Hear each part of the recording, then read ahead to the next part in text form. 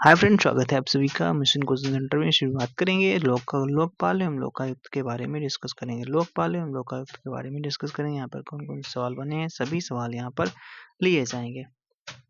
तो लोकपाल विधेयक एवं 2013 के विषय में, जिसे राष्ट्रपति द्वारा 1 जनवरी 2014 को अनुमति प्रदान की गई थी, निम्नलिखित में से कौन से सही हैं? ठीक है, कौन से आपके सही हैं तो देख लेते हैं। कह रहा है कि लोक कृत्य कार्यों के विरुद्ध, जिसमें प्रधानमंत्री, मंत्री, संसद सदस्य शामिल हैं, भ्रष्टाचार के आरोपों की जांच पड़ताल हेतु उत्कोच रोधी लोकपाल ओम्बड्समैन का बंद किया गया। ये तो सही है। यह विधेयक राज्यों के लिए एक आवश्यक बनाता है कि वे 1 वर्ष के भीतर लोकपाल विधेयक के अनुरूप लोकायुक्त स्थापित करने हेतु अपने कानून बनाएं। ये भी सही है। राज्य यदि ऐसा ना करना चाहे तो वे लोकायुक्त स्थापित ना करने के लिए स्वतंत्र है। ये गलत हो जाता है, स्वतंत्र नहीं है कोई भी। थोड़ा सा इसके बारे में देख लेते हैं। लोकपाल अधिनियम 2013 में एक अध्यक्ष तथा अधिकतम 8 सदस्य ओ भैया, जिसमें 50% न्यायिक सेवा के होंगे, होने वाली जो 8 सदस्यों वाली लोकपाल की संकल्पना की गई है। लोक कृत्य कार्यों के विरुद्ध, जिसमें प्रधानमंत्री, मंत्री, संसद सदस्य शामिल हैं, लेकिन सशस्त्र बल इसमें नहीं आते हैं। कौन नहीं? सशस्त्र बल नहीं आते हैं। के विरुद्ध भ्रष्टाचार के आरोपों की जांच के लिए लोकपाल का उपबंध किया गया है। यह अधिनियम राज्यों को 1 वर्ष के भीतर लोकपाल विधेयक के अनुरूप लोकायुक्त स्थापित करने को बाध्य करता है। ठीक है। अधिनियम के अंतर्गत भ्रष्ट मामलों से अर्जित संपत्ति को जब्त करने का उपबंध भी करता है। लोकपाल के सभापति को पूर्व सीजेआई लोकपाल के सभापति को पूर्व सीजेआई या सर्वोच्च न्यायालय का पूर्व न्यायाधीश या एंटी करप्शन नीति या प्रशासन विधि सतर्कता पर 25 वर्ष का श्रेष्ठ अनुभव रखने वाला होना चाहिए। वो भैया, ठीक है। इतना अनुभवी व्यक्ति का लाओगे कहाँ से? लोकपाल लोकपाल संस्था के अध्यक्ष तथा सदस्यों को 5 वर्ष या 70 वर्ष की आयु जो भी पहले हो जाता है, वो यहाँ पर लोकपाल के पहले सभापति पिनाकी चंद्र घोष की नियुक्ति वर्ष 2019 में की गई। और भारत की संसद में पहला लोकपाल बिल 1968 में इंदिरा गांधी के नेतृत्व में कांग्रेस सरकार द्वारा पेश किया गया था।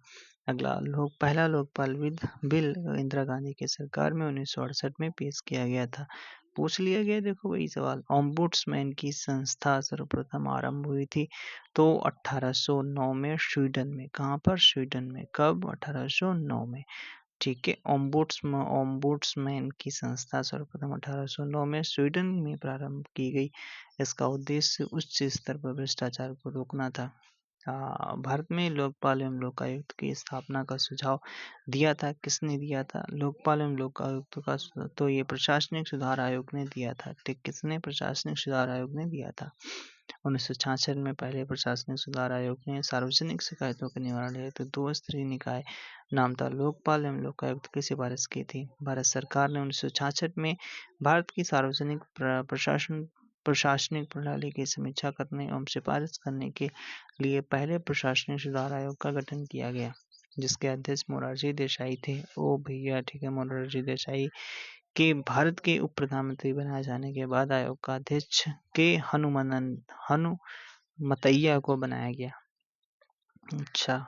लोकपाल सरकार के उच्चतर संस्थानों के भ्रष्टाचार की जांच करने वाली भारत में उच्च संस्था हो जाती है। निम्नलिखित कथनों पर विचार कीजिए। स्वर्गीय मोरारजी देसाई की अध्यक्षता में गठित प्रशासनिक सुधार आयोग की रिपोर्ट में लोकपाल एवं लोकायुक्त संस्थाओं की संस्तुति की गई थी। सही है।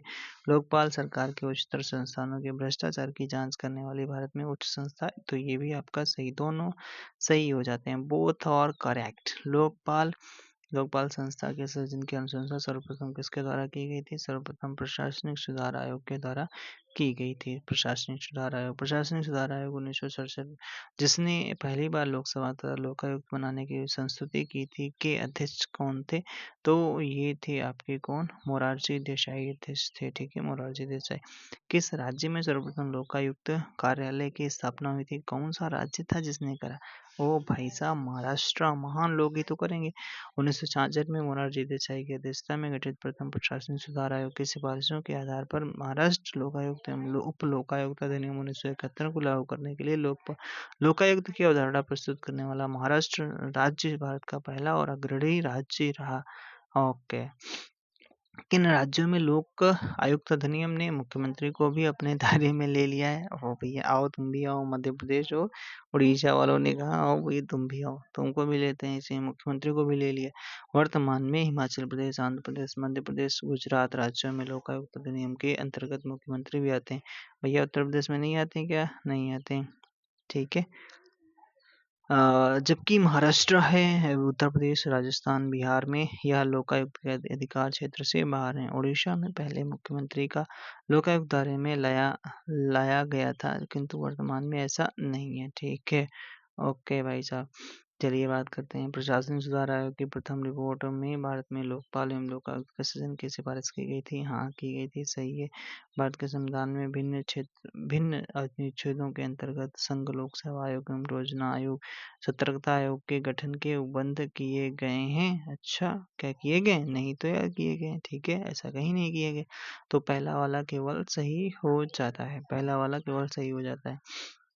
प्रशासनिक सुधार आयोग की प्रथम रिपोर्ट में भारत में लोकपाल एवं लोकायुक्त के सृजन की सिफारिश की गई थी। चौथी लोकसभा में 1968 में पेश किया गया था। इस संबंध में प्रथम विचार अशोक कुमार सेन ने दिया था। भारत का संविधान संघ लोक सेवा आयोग के सृजन की बात कहता है, परंतु योजना आयोग तथा सतर्कता आयोग के लिए कोई विधान प्रस्तुत नहीं करता है। ओके, ठीक है। ये कंप्लीट हो गया भाई साहब। ठीक है, प्रशासनिक सुधार वाला जो भी आपका था, या लोकपाल और लोकायुक्त वाला जो भी था, लोकपाल अधिनियम कब आता है तो ये आपको बताना है, कमेंट बॉक्स में बताना है। ठीक है, और वर्तमान में लोकपाल कौन है, लोकपाल कौन है? ठीक है, वर्तमान में भाई साहब लोकपाल कौन है, ये आपको कमेंट बॉक्स में बताइएगा, कमेंट बॉक्स में बताइएगा।